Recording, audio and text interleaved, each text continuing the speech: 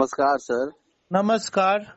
Sir, सामाजिक सुरक्षा pension के तहत अभी दिव्यांगों, बुजुर्गों और विधवाओं का केवाईसी कराया जा रहा है। ये केवाईसी होना भी अनिवार्य है ताकि दिव्यांगों, बुजुर्गों और विधवाओं की वास्तविकता की जानकारी सामाजिक कल्याण विभाग को मिल सके। लेकिन क्या आपके दिव्यांग केवाईसी जो कराने जा रहे हैं तो क्या उसे कोई दिक्कत, परेशानियों का सामना करना पड़ रहा है? इसे आप विस्तार पूर्वक बताएं। प्रत्यक्ष को कभी भी प्रमाण की आवश्यकता नहीं पड़ती मेरे भाई। और हमारा सरकार और हमारा तंत्र दिव्यांग के प्रति दिव्यांग हो चुका है। वो खुद दिव्यांग हो चुका है। ऐसा कहने में तनिक भी हमें शर्म नहीं लगता है। आप देखिएगा, दिव्यांग और बुजुर्ग का जो पेंशन होता है वो जब अप्लाई होता है तो आय प्रमाण पत्र, आधार कार्ड, दिव्यांग प्रमाण पत्र, यूनिक डिसेबिलिटी और निवास प्रमाण पत्र, तमाम चीज, फोटो, सभी चीज खोजा जाता है और सभी चीजों का सत्यापन होता है।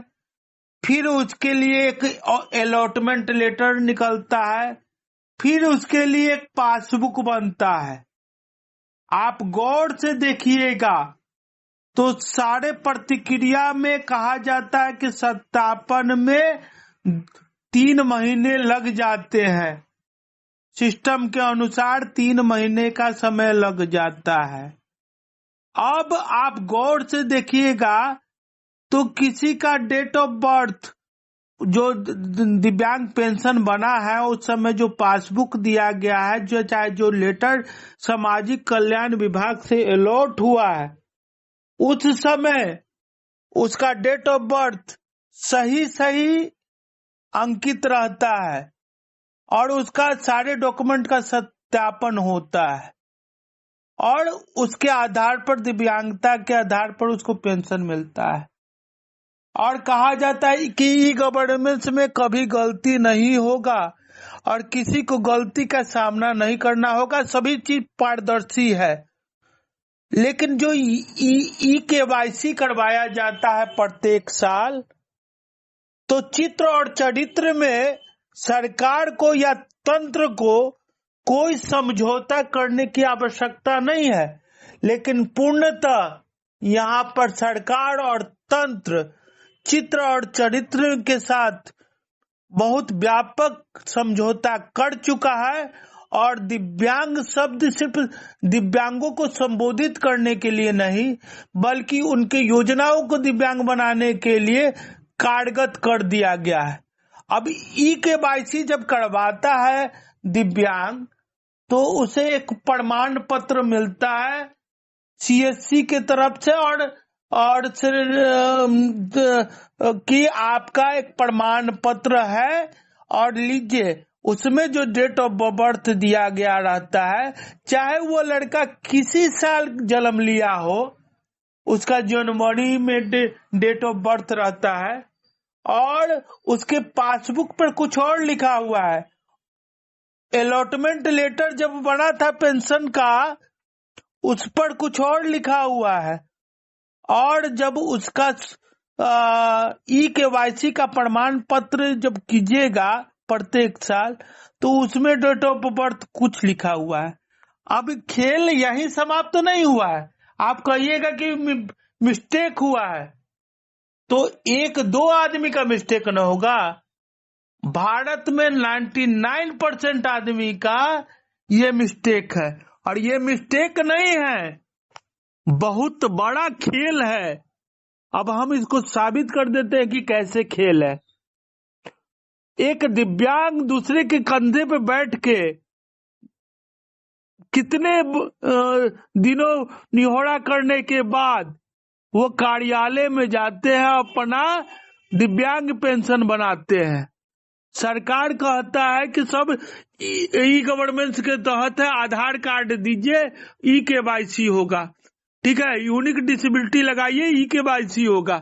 तो यूनिक डिसेबिलिटी और आधार कार्ड और बैंक पासबुक और तमाम चीज में तो डेट ऑफ बर्थ कुछ और लिखा हुआ है, आपके अलॉटमेंट लेटर में तो कुछ डेट ऑफ बर्थ लिखा हुआ है, लेकिन वही आधार कार्ड प्रूफ के तौर पर आप लेते हैं उसमें कुछ और डेट ऑफ बर्थ लिखा हुआ है, और जब KYC करवाता है दिव्यांग तो कुछ और डेट ऑफ बर्थ लिखा होता है।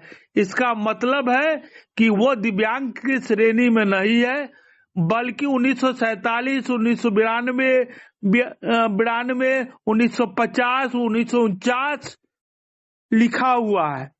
अब वो लिखा हुआ है तो कहिएगा तो ये भूल बस हो गया, तो एक आदमी का भूल बस होता है, 99 आदमी का भूल बस होता है। भारत में अधिकतर दिव्यांगों के साथ ये प्रॉब्लम है। अगर वो जब KYC करवाते हैं, आधार कार्ड देते हैं, तो उस समय जो 1950, 1949, 1947 ऐसे डेट ऑफ बर्थ आता है, तो उसी पेंशन कानून में ये लिखा हुआ है कि 80 साल पूरा होगा या 80 साल के बुजुर्गों को हम 1500 पेंशन देंगे। तो सरकार ने ही ना उस दिव्यांग को बुजुर्ग श्रेणी में रख दिया है, उसका डेट ऑफ बर्थ में गलती किया है, जबकि आधार कार्ड हर एक KYC में लेता है, सारा अलॉटमेंट लेटर उसके पास है, जो अलॉट हुआ है वो लेटर है, पासबुक है, तो ये गलती कैसे हुआ?